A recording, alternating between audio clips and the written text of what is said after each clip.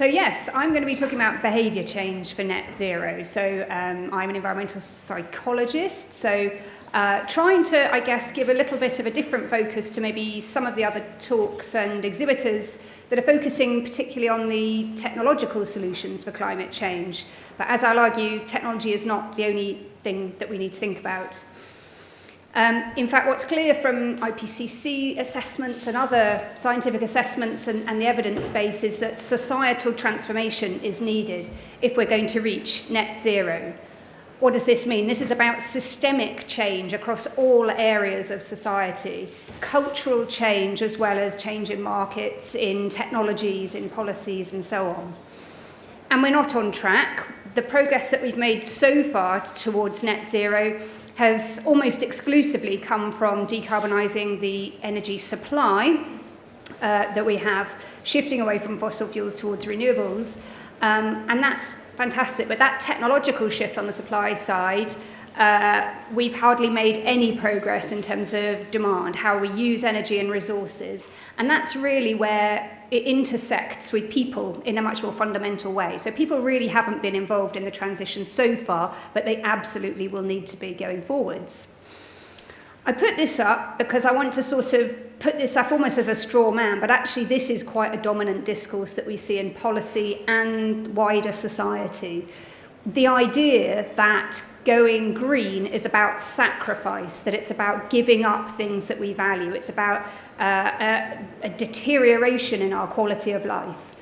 And we're reassured by the former Prime Minister in the net zero strategy forward that we don't need to be adopting hair shirts to get to net zero. We can still drive cars, fly planes, heat our homes in guilt-free ways because the technologies will allow us to continue without any changes in our lifestyle effectively. But the evidence doesn't really support that techno-optimistic view.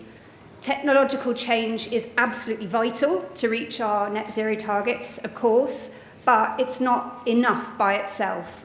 This is clear from IPCC assessments, but also from the UK Committee on Climate Change's assessment. So as part of the 6th carbon budget, I've just shown some analysis that they did there.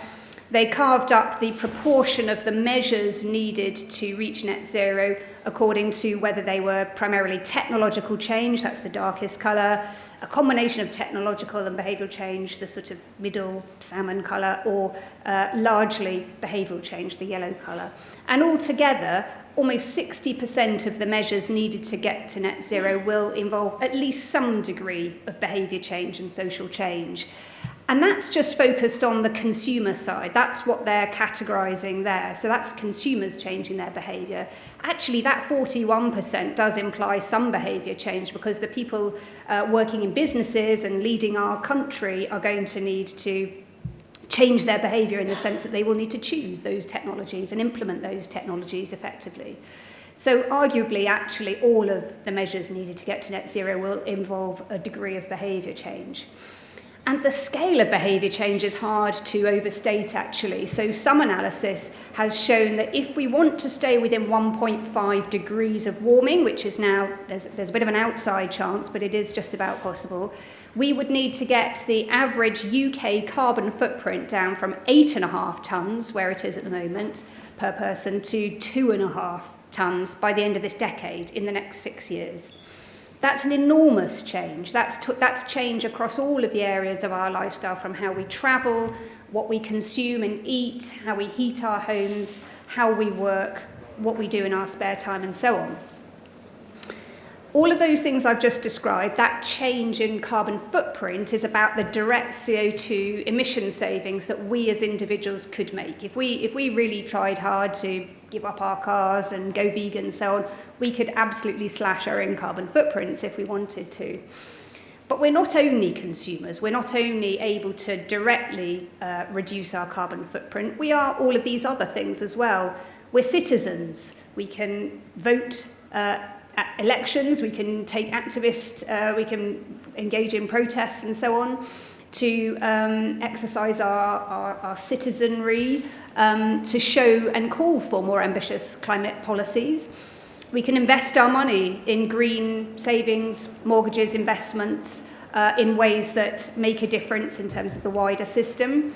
As a role model, everybody's a role model in the sense that those around us will take signals from the things that we do and say. So if we're talking about climate change, if we're adopting a low carbon action, whether that be walking or cycling to work, for example, or adopting a plant-based diet, those things send a signal that these are important. They start to shift norms, shift the narrative.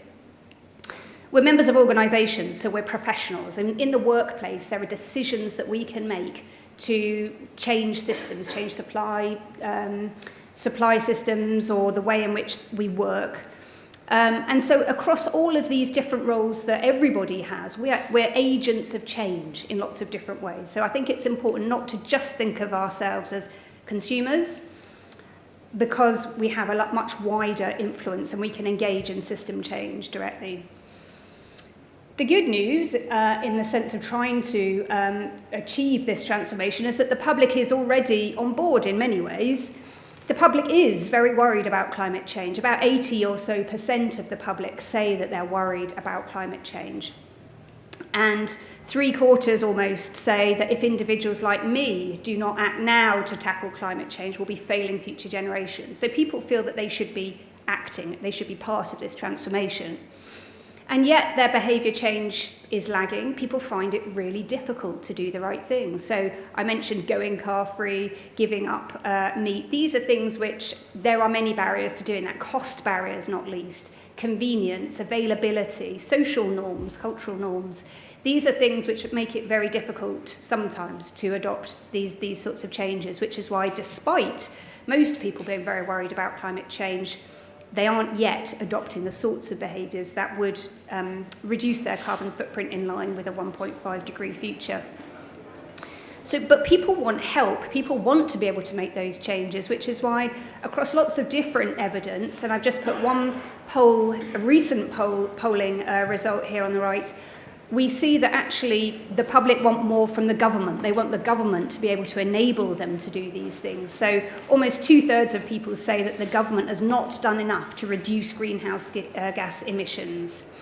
And they explicitly say they want support from the government to help them to do their bit.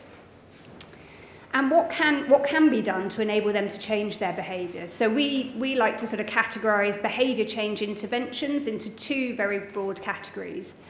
Downstream interventions are where we're trying to influence individuals' choices directly, that is to sort of educate, persuade. So usually this is about information provision, about communication.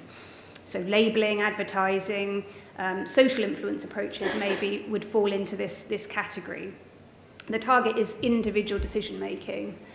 Contrast that with upstream measures. This is where you're actually intervening to change the context in which people act. This is making it easier, more attractive, more available, more affordable for people to do the right thing. So economic policies, regulatory policies, nudges that sort of change the choice environment. Physical infrastructure change would come into this category. And what I always find really startling is just how disproportionately effective upstream measures are relative to downstream. So one recent meta-analysis, or fairly recent, found that information provision, this downstream approach by itself, is only effective 2 to 3% of the time to change behaviour. Whereas, depending on exactly which upstream measure you implement, if that's regulating to actually remove an option altogether, you could be seeing up to 100% effectiveness through those sorts of measures. Nudging by itself is 25% effective on average, but I'll give some examples to show it can be higher. The caveat there, which I've just put in red, is that this is not to say that information provision, communication is not important. It absolutely is important because it helps to enable people to understand why we might need some of these upstream measures and to help bring people with us. So it's difficult maybe for policymakers or businesses or others to implement these sorts of measures without the support and backing of the public, of consumers. And so communication might not necessarily get people to change their behaviour, but it might make them open to the measures that will enable them to change their behaviour, if that makes sense. Just to give a few examples or a bit more detail about interventions. So On the downstream side, I've said by itself it might not be very effective, but where it is more likely to be effective is where it is targeting knowledge gaps that people have. We know people don't necessarily know much, for example, about the role of diet change and food systems in climate change. Where it's targeted at the place and time of action, so for example, where you're actually making a purchase as opposed to just sort of a blanket information campaign. And crucially, when it targets what audiences care about, and this might be different for different sorts of audiences or segments, because we know that actually if you emphasize more tangible benefits, things like saving money, saving time, being healthy, helping your family, those sorts of things are more likely to resonate with a wider range of people than just talking about the CO2 benefits, which, although people are concerned about climate change, it tends not to be the priority motivator for people. And the great news is that actually the majority of things that we can do to tackle climate change have those wider benefits for people. They are good for people's health. That's one of the most well-established co-benefits of net zero action. We've heard a lot about how it's good for the economy, for jobs, for business. It's good for a variety of social outcomes as well. And one example I really want to emphasize actually is around the well-being benefits. So it's not just that net zero is good for businesses, it's good for the economy. It's good for people quite fundamentally, actually. There is now quite consistent evidence across a number of different countries and cultures that those with greener lifestyles tend to be happier. They have higher reported well-being. They say they're more fulfilled with their life, that they're happier, that they feel better. So various kind of indicators of subjective well-being. Those people with higher, with lower carbon lifestyles tend to have higher well-being. And I emphasize this because it's precisely a challenge to this assumption that going green is about sacrifice, that it is about, that we ought to avoid people changing their lifestyle, changing their behavior because it will mean a deterioration in quality of life. Actually, this evidence suggests it's not just compatible, it might actually enhance people's well-being and quality of life. So this is something that we can communicate to people, and we can actually embed in our communications to say, net zero isn't bad for you, it's not about sacrifice, it's a good news story, it'll make you happier. But I've also said that we need to change the context in which people are acting to remove the barriers to behaviour change. So it's not enough just to motivate people to change, we need to enable them to do so. You'll probably be familiar with the idea of nudging, that sort of changing the choice architecture without completely removing options and not forcing people to do things, just enabling, making it easier really. Two examples I really like. In one study, they doubled the proportion of vegetarian and vegan options on canteen menus. Previously, it had been 1 in 4 of the options. It was then increased to 2 in 4, so 50% of the options still had meat. And that increased plant-based sales by up to 80%. So that's just a really tiny choice architecture change you can make to have a sizable result. And an even more impressive one, I think, is that a Swiss energy company shifted 250,000 of its customers onto a renewable energy tariff by default. They could still opt out and get a slightly cheaper fossil fuel tariff, but almost 90% of people stuck with that default, even though it was costing them a little bit more. And that's because people go with the default. They go with whatever is the easy option, is the assumed kind of option. When they had to opt in to get the green tariff, only 3% of people chose to do that. So from 3% to nearly 90%, and that was a durable effect. So enormous changes from quite a small intervention. And then we can intervene in more visible ways, and examples include, of course, economic policies. We know that actually congestion charging is the most effective way of reducing car use, according to at least one recent meta-analysis. It's reduced car use in London by 33%. Other measures change the infrastructure, change the physical design of cities and towns by, for example, reallocating road space away from cars and giving that space to pedestrians, cyclists, public transport. Doing that means that it's easier, safer, more attractive to walk, cycle, take the tram or bus, and it's harder and less attractive to take the car. So it shifts the incentives, it enables people to change. And another bit of good news, I would say, is that these sorts of upstream measures that I've been describing, actually there's really quite broad public support for these sorts of things. You might assume, well, the public will reject these ideas. Actually, the evidence suggests otherwise. So this is a figure from some polling that we did fairly recently with the polling company Ipsos. We polled over 5,500 members of the UK public, representative sample, and we described to them a series of net zero policies that would have implications for their lifestyles. So they were specifically the sorts of things that would imply behaviour change. And what we found was that, giving them these descriptions, I've only put the titles, but actually there was more support than opposition for all of them. So frequent flyer levies is the idea that you pay more tax the more flights you take each year. So you might pay very little tax if you only fly once a year. If you're taking 10 flights, the amount of tax will be very much higher. And even down to higher taxes on red meat and dairy, which we know to be more controversial, there is more support than opposition, interestingly. So this does indicate that the public are quite in favour of a lot of these sort of upstream measures. And it's true that it's not the case that everybody has the same view. There are differences across different segments. I've just shown the same data here, but then disaggregated according to voter group. And you can see, broadly speaking, those on the left of centre tend to be more in favour than those on the right. But there are some policies where actually there is broad consensus, or at least a majority of voters amongst all of those groups support those policies. So frequent flyer levies and changing the price of products so it reflects environmental impacts. You pay more for high carbon, you pay less for low carbon. So those sorts of policies, the reason we think they're more popular is because they are fairer. The polluter pays is embedded into those policies. And so people sort of think, well, it seems to make sense that actually if you take a lot of flights, you should have to pay more for the environmental pollution for that.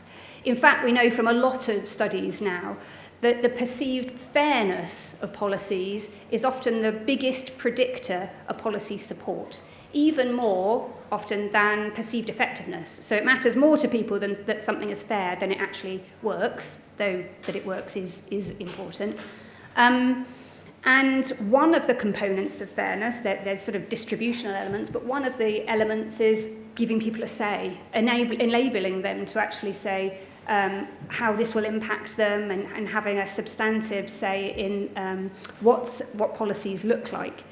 The evidence suggests that more participatory decision-making about policies or interventions more widely, the better quality those interventions tend to be, because they take account of the possible barriers, the experiences that people have, and consequently you can build in those sorts of factors into the design of policies.